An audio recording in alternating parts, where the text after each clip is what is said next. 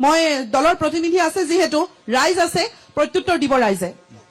নমস্কাৰ, মোৰ নাম খেম বাহাদুৰ চেত্ৰী, সদৌ অসম যুৱ ছাত্ৰ সন্থাৰ ৩০ জিলা সমিতিৰ শিক্ষা সম্পাদক।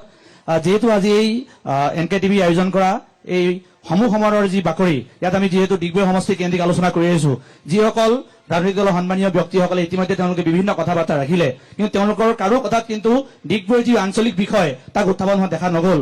এতিয়া আপোনাক মই দুটামান কথা কম, সকলোৱে মন দি শুনিব, কাৰণ এই বিষয়খিনি কেৱল মাত্ৰ আপোনাৰ বা মোৰ কাৰণে নহয়, ডিগবৈ সমষ্টিত বসবাস কৰা এই বৃহত্তৰ অঞ্চলত দাঁতিকাষৰীয়া ৰাইজৰ প্ৰত্যেকগৰাকী ব্যক্তিৰ লগত জড়িত বিষয়। আপোনালোকে জানে নাজানে মই নাজানো যে ডিগবৈ বিধানসভা সমষ্টিত হয় বহুতখিনি কাম হ'ল। এইটো একেবাৰে মানে অমাঞ্চৰ কথা যে একেবাৰে নহল বুলি ক'লে নহ'ব, কিন্তু কিছুমান কাম হৈছে। কিন্তু তাৰ মানে এইটো নহয় যে আজি আমাৰ ডিগবৈ সমষ্টিখন অসমৰ ভিতৰত 1 নম্বৰ হৈ গ'ল। কৰণীয় বহুত বাকী আছে। 1 নম্বৰ যদি আপোনাক মই উদাহৰণস্বৰূপে ক'বলৈ যাওঁ, ডিগবৈত আজিৰ দিনত প্ৰায় 16খনতকৈ অধিক স্কুল, প্ৰাইমেৰী স্কুল, য'ত কেৱল মাত্ৰ 5টা ক্লাছ এজন শিক্ষকে চলাই আছে। 1 নম্বৰ। 2 নম্বৰ ডিগবৈ চাৰিআলিৰ মাজমজিয়াত কোটি টকীয়া প্ৰকল্প পানী যোগান কেন্দ্ৰ তাত আয়োজন কৰা হ'ল। 6-7 বছৰ হ'ল, আজিলৈকে সম্পূৰ্ণ নহ'ল। তৃতীয় নম্বৰ, অসমৰ ভিতৰতে আটাইতকৈ আকৰ্ষণীয় বন কৰ্মী সুৰক্ষা তথা বন বিভাগৰ লগত জড়িত এটা ফৰেষ্ট মিউজিয়াম ডিগবৈ পাণবাৰীত প্ৰায় 22 কোটিতকৈ অধিক টকা খৰচ কৰি পিনে বনোৱা হ'ল, কিন্তু আজিলৈকে সম্পূৰ্ণ নহ'ল। 4 নম্বৰ, ডিগবৈ সমষ্টিৰ ৰাইজক প্ৰত্যেকবাৰ এই অঞ্চলৰ বৃহত্তৰ ৰাইজৰ এটাই মাত্ৰ মূল সমস্যা, সেইটো হ'ল ৰাইজৰ বিশুদ্ধ খোৱা পানীৰ সমস্যা। জল জীৱন আঁচনিৰ নামৰ দ্বাৰা বেগুম আঁচনি ওলোৱা হ'ল।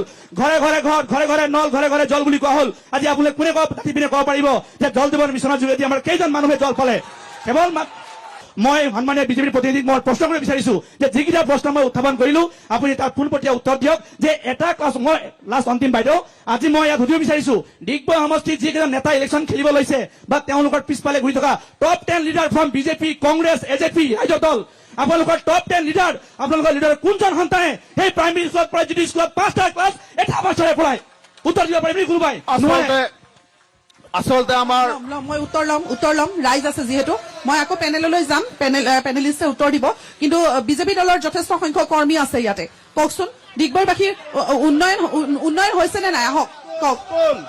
আমি স্কুলৰ বিষয় লৈ আমি ক'ব বিচাৰিছো যে আজি যিগৰাকী বন্ধুৱে প্ৰশ্ন উত্থাপন কৰিলে, আজি আপোনালোকে চাওক, বিজেপি চৰকাৰৰ আমলত আজি LP স্কুলৰ পৰা লৈ আজি বিশ্ববিদ্যালয় পৰ্যন্ত সুন্দৰকৈ আন্তঃগাঁথনি নিৰ্মাণ কৰি আজি ছাত্ৰ ছাত্ৰীসকলক সহজতে অধ্যয়ন কৰিব পৰা ব্যৱস্থা কৰিছে। অশোক দা, মোৰ প্ৰশ্নটো আপুনি হয়তো বুজি নাপালে। আপোনাৰ ল'ৰা কোন স্কুলত পঢ়াইছে? আপোনাৰ ল'ৰা কোন স্কুলত পঢ়ায়? এক ছেকেণ্ড বন্ধু, এক ছেকেণ্ড। মই সুধিব বিচাৰিছো, মোৰ প্ৰশ্নটো হ'ল পোনপটীয়া যে ডিগবৈ সমষ্টিত বৰ্তমান মই জনাত সম্ভৱতঃ তথ্য অকণমান ভুল হ'ব পাৰে, প্ৰায় 16খনতকৈ অধিক প্ৰাইমেৰী স্কুল, 5টা ক্লাছ এজন শিক্ষকে পঢ়াইছে। আৰু আপোনাৰ ল'ৰা কোন স্কুলত পঢ়ায়? আপোনাৰ ল'ৰা কিয় চৰকাৰী স্কুলত নিদিয়ে? আপোনাৰ ল'ৰা কিয় চৰকাৰী স্কুলত নপঢ়ায়?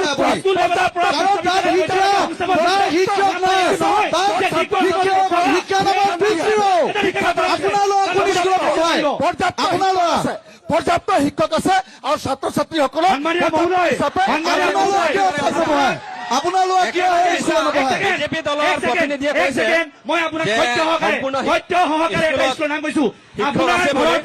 আপোনাৰ ঘৰৰ পৰা মাত্ৰ 100 মিটাৰ দূৰত থকা এই বালিজনৰ যি স্কুল, LP স্কুল, তাত আজি 5টা ক্লাছ এজন শিক্ষকে পঢ়াই আছে। মিছা কথা। আপুনি গম পাই যাব। 5জন শিক্ষক শিক্ষয়িত্ৰী আছে। 5জন বালিজান LP স্কুলত 5জন শিক্ষক শিক্ষয়িত্ৰী আছে।